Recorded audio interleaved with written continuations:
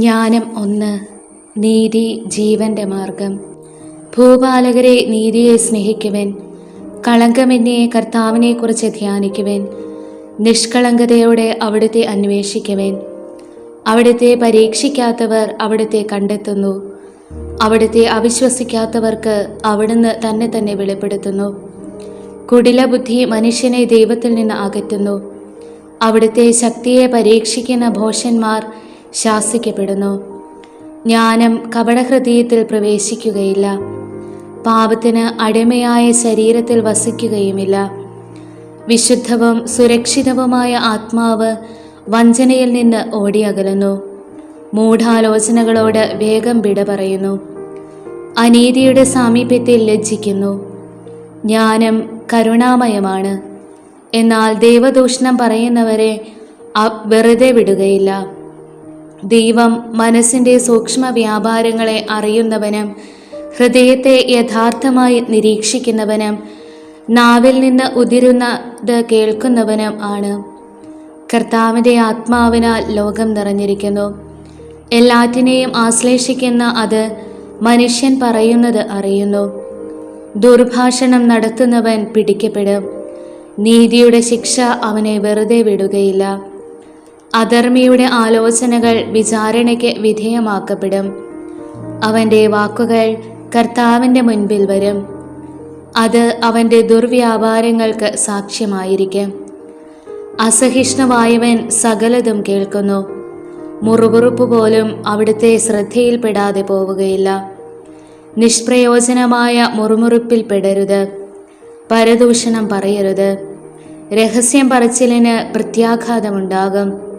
നുണ പറയുന്ന നാവ് ആത്മാവിനെ നശിപ്പിക്കുന്നു. ജീവിതത്തിലെ തെറ്റുകൾ കൊണ്ട് മരണത്തെ ക്ഷണിച്ചു വരുത്തരുത്. സ്വന്തം പ്രവൃത്തി കൊണ്ട് നാശത്തെയും. ദൈവം മരണത്തെ സൃഷ്ടിച്ചില്ല. ജീവിക്കുന്നവരുടെ മരണത്തിൽ അവിടുന്ന് ആഹ്ലാദിക്കുന്നുമില്ല. നിലനിൽക്കാൻ വേണ്ടിയാണ് അവിടുന്ന് എല്ലാം സൃഷ്ടിച്ചത്.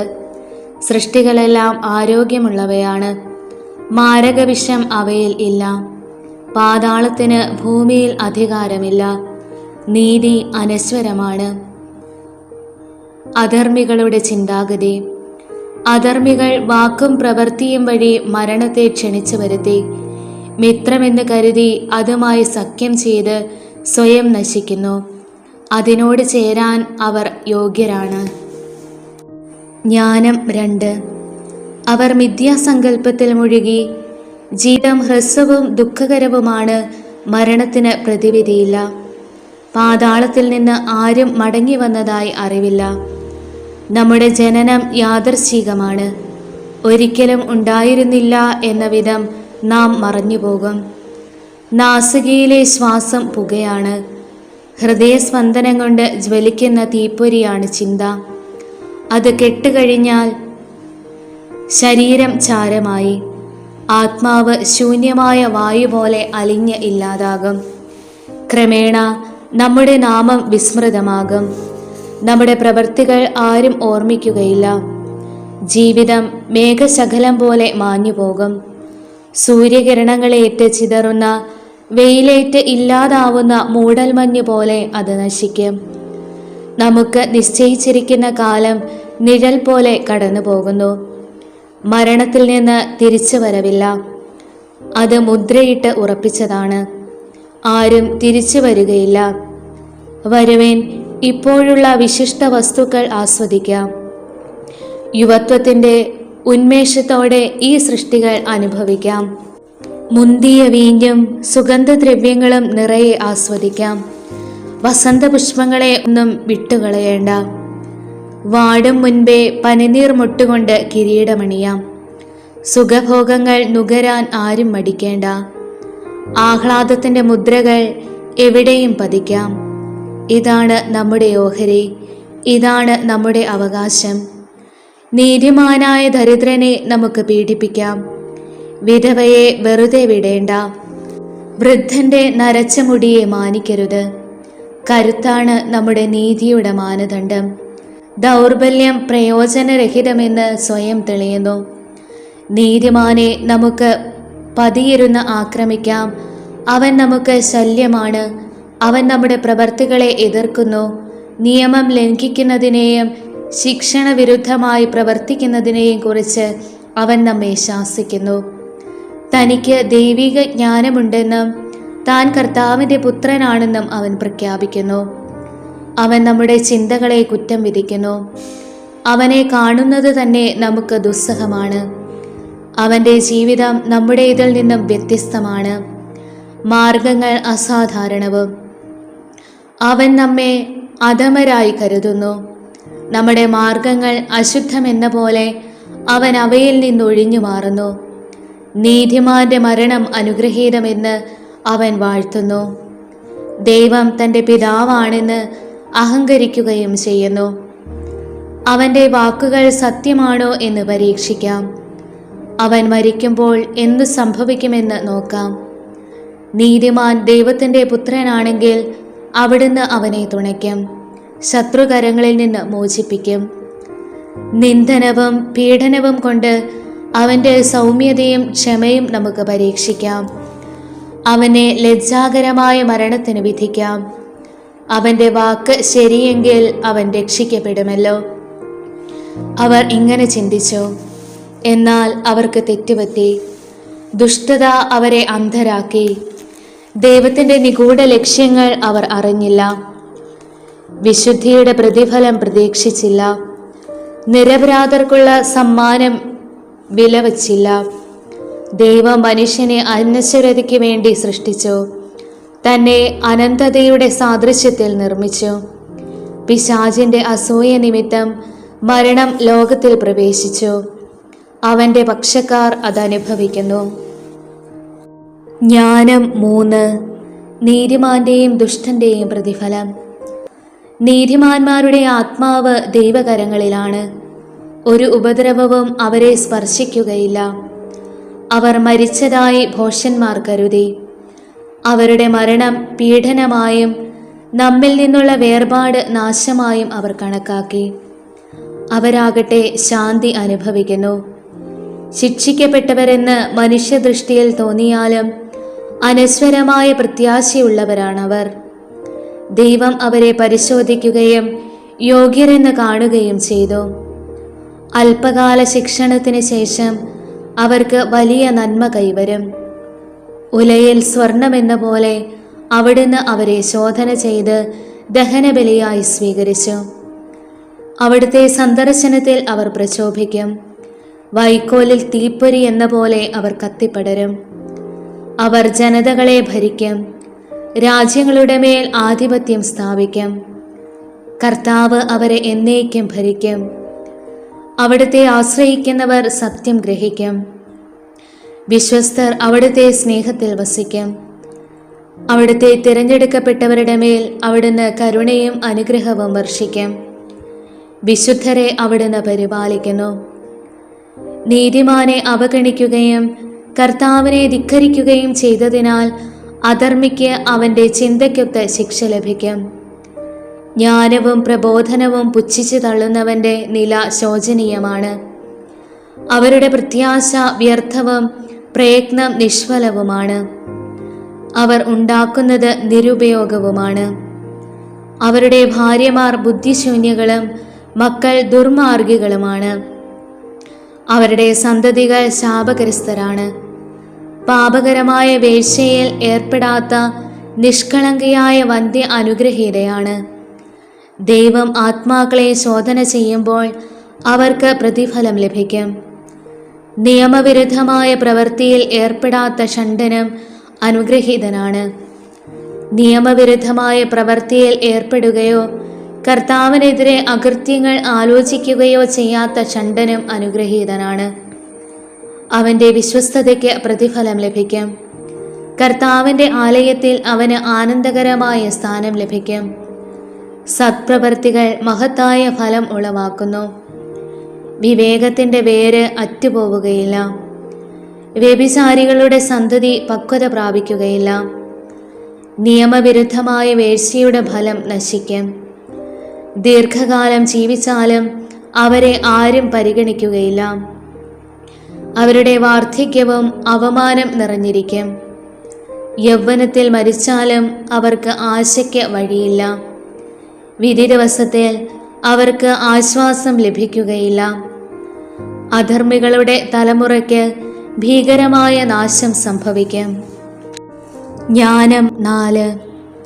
ഇതിനേക്കാൾ നന്ന് സന്താനരഹിതനായി നന്മയോടുകൂടെ ജീവിക്കുന്നതാണ്.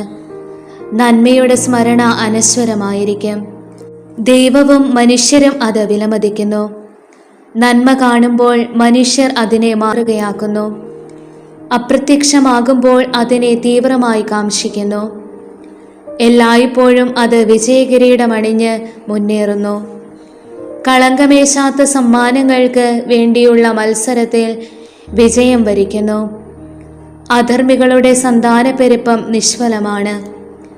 അവരുടെ ജാരസന്തതികൾ ആഴത്തിൽ വേരൂന്നുകയോ ഉറച്ചു നിൽക്കുകയോ ഇല്ല. അല്പകാലം ശാഖകൾ പൊടിച്ചാലും വേരുറയ്ക്കായികയാൽ അവർ കാറ്റിൽ ഉലയും. കൊടുങ്കാറ്റിൽ കടപുഴകി വീഴും. വളർച്ചയെത്തും മുൻപേ ശാഖകൾ ഒടിഞ്ഞു പോകും. കനികൾ പാകമെത്താത്തതിനാൽ ഭക്ഷണയോഗ്യമല്ല, ഒന്നിനും ഉപയുക്തവുമല്ല. ദൈവം വിചാരണ നടത്തുമ്പോൾ അവിഹിതമായ വീഴ്ചയിലുള്ള സന്താനങ്ങൾ മാതാപിതാക്കൾക്കെതിരെ തിന്മയുടെ സാക്ഷികളാകും. അകാല മരണം. നീതിമാൻ പ്രായമെത്താതെ മരിച്ചാലും വിശ്രാന്തി ആസ്വദിക്കും. വാർദ്ധക്യത്തെ മാനിക്കുന്നത് ഏറെക്കാലം ജീവിച്ചതുകൊണ്ടല്ല. മനുഷ്യർക്ക് വിവേകമാണ് നരച്ച മുടി, കറയറ്റ ജീവിതമാണ് പക്വതയാർന്ന വാർദ്ധക്യം. ദൈവത്തെ പ്രീതിപ്പെടുത്തിയ ഒരുവനുണ്ടായിരുന്നു. അവനെ അവിടുന്ന് സ്നേഹിച്ചു. പാപികളുടെ ഇടയിൽ വസിക്കുമ്പോൾ അവൻ സംവഹിക്കപ്പെട്ടു. തിന്മ അവന്റെ വിവേകത്തെ മാറ്റിമറിക്കാതെ, വഞ്ചന മനസ്സിനെ പ്രലോഭിപ്പിക്കാതെ അവൻ സംവഹിക്കപ്പെട്ടു. തിന്മയുടെ വശീകരണ ശക്തിയിൽ നന്മയ്ക്ക് മങ്ങലേൽക്കുന്നു. ഭ്രമിപ്പിക്കുന്ന മോഹങ്ങൾ നിഷ്കളങ്ക ഹൃദയത്തെ വഴിതെറ്റിക്കുന്നു.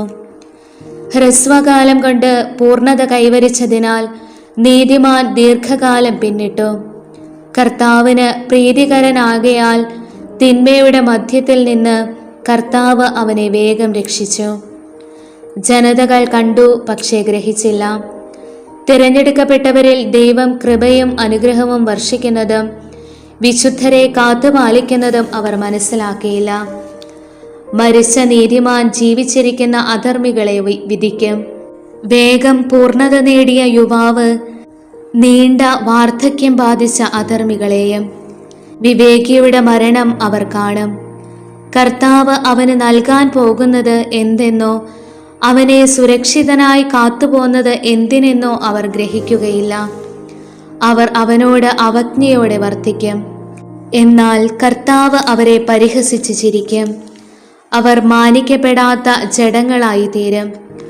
മൃതരുടെ ഇടയിൽ അവർ എന്നേക്കും നിന്നാപാത്രങ്ങളാകും. കർത്താവ് അവരെ നിലത്തടിച്ച് നിശബ്ദരാക്കും. അവരുടെ അടിത്തറ ഇളക്കിമറിക്കും. അവർ വരണ്ട് ശൂന്യമാകും. അവർ യാതനകൾക്ക് ഇരയാകും. അവരുടെ സ്മരണ ഇല്ലാതാകും. അവസാന വിധി. തങ്ങളുടെ പാപങ്ങളുടെ കണക്കെടുക്കുമ്പോൾ അവർ ഭയചകിതരായി എത്തും. അവരുടെ ദുഷ്കൃത്യങ്ങൾ അവരെ മുഖത്ത് നോക്കി കുറ്റപ്പെടുത്തും. ജ്ഞാനം 5.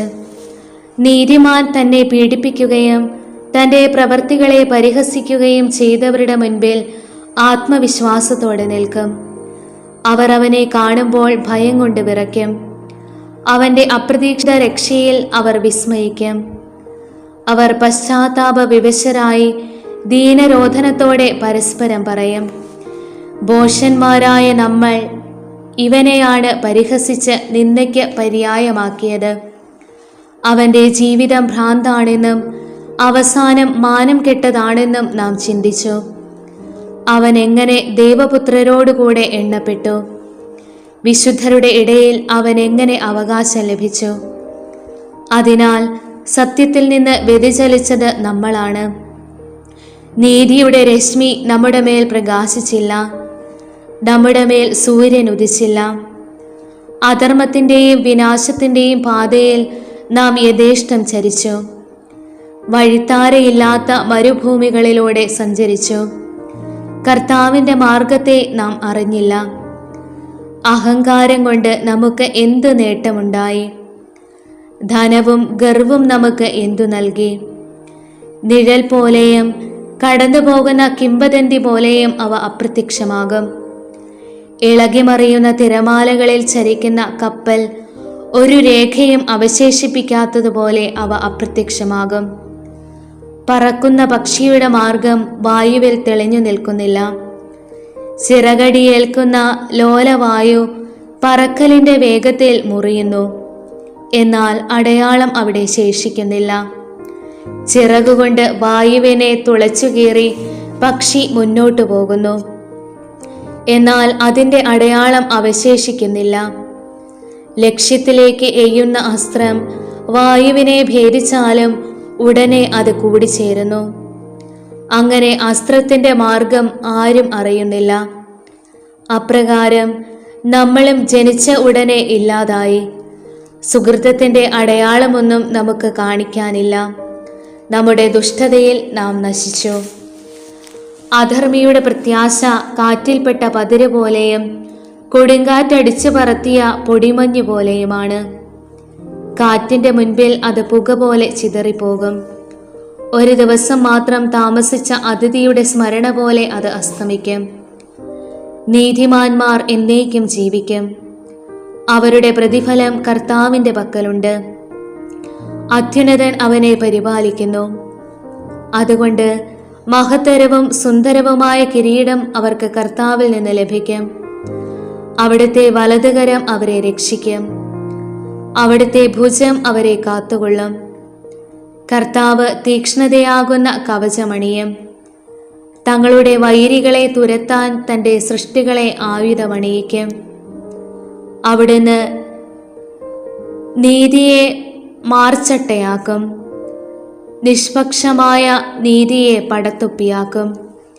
വിശുദ്ധയെ അജേയമായ പരിചയാക്കും.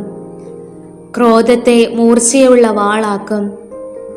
നീചന്മാർക്കെതിരെ യുദ്ധം ചെയ്യാൻ സൃഷ്ടി മുഴുവൻ കർത്താവിൻ്റെ പക്ഷത്ത് അണിനിരക്കും. വിദ്യുച്ഛരങ്ങൾ നന്നായി കുലച്ച മേഘവില്ലിൽ നിന്നെന്ന പോലെ ലക്ഷ്യത്തിലേക്ക് ഊക്കോടെ കുതിച്ചു പായും. കവിണയിൽ നിന്നെന്ന പോലെ ക്രോധത്തിൻ്റെ കൺമഴ അവർക്കെതിരെ വർഷിക്കും. കടൽ ക്ഷോഭിക്കും. നദികൾ നിഷ്കരുണം അവരെ വിഴുങ്ങും. അവർക്കെതിരെ ശക്തിയായ കാറ്റ് വീശും. കൊടുങ്കാറ്റ് അവരെ ചുഴറ്റിയെറിയും. അധർമ്മം ഭൂമിയെ ശൂന്യമാക്കും. ദുഷ്കൃത്യം രാജാക്കന്മാരുടെ സിംഹാസനങ്ങളെ തകിടം മറിക്കും.